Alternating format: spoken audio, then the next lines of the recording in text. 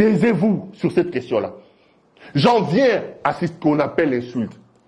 Les amis, j'assume des A à Z tout ce que j'ai dit dans mon décrit de la dernière fois. Si c'était à répéter, je vais le répéter tout de suite là. Si c'était à refaire, je vais le refaire. Je ne regrette rien, j'assume et je suis prêt à le répéter. Si vous voulez bien m'entendre. Prenez ces décrits-là. Dites-moi l'insulte est où? J'ai vu les gens se répandre. Il a insulté. Où est-ce que j'ai dit faux? Prenez tous les extraits. Où est-ce que j'ai dit faux dans ce que j'ai dit?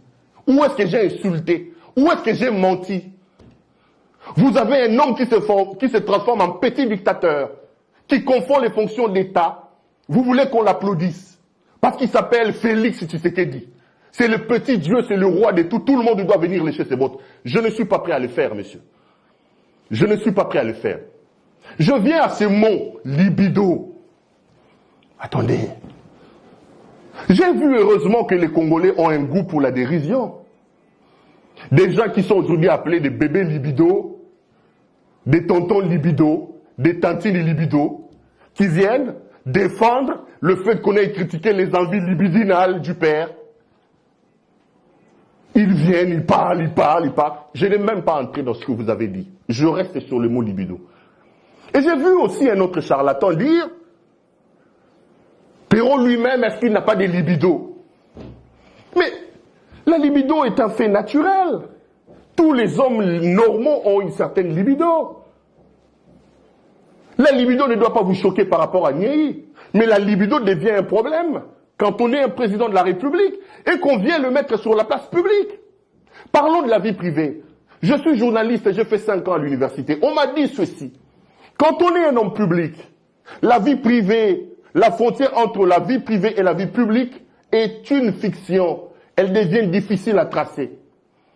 Il est de la responsabilité de l'homme public de s'organiser pour faire que sa vie privée reste dans la sphère privée. Tshisekedi était malade. Il met une minerve. La République s'est arrêtée pour parler de la maladie de Tshisekedi. Mais c'est aussi sa vie privée. Pourquoi vous vous êtes intéressé à ça? Donc une partie de sa vie réputée privée peut vous intéresser quand elle est sur la place publique, mais une autre, quand ça le dérange, quand ça l'embarrasse, ne doit pas vous déranger. Parlons de ça. Est-ce que moi, Perrault Louara, je connaissais Gisèle Mpela? C'est moi qui ai demandé à M. Tshisekedi de prendre sa vie privée, de prendre sa maîtresse ou je ne sais pas comment il faut l'expliquer, et l'amener sur la scène publique. Quand M. Tshisekedi a laissé sa fille de 2 ans, 3 ans se faire filmer par une femme qui lui pose la question, tu es la fille de qui? Un enfant mineur de 2 ans, 3 ans. La petite dit, Nazamona Félix Antoine Tshisekedi. Et cette image-là, c'est Perrault qui a mis ça sur la place publique? Est-ce que vous avez appris que cette femme qui a filmé a été arrêtée? Quand on a pris une femme, qu'on l'a dénudée, on l'a déshabillée en public, on les tire comme un sac de maïs pour la mener dans l'avion.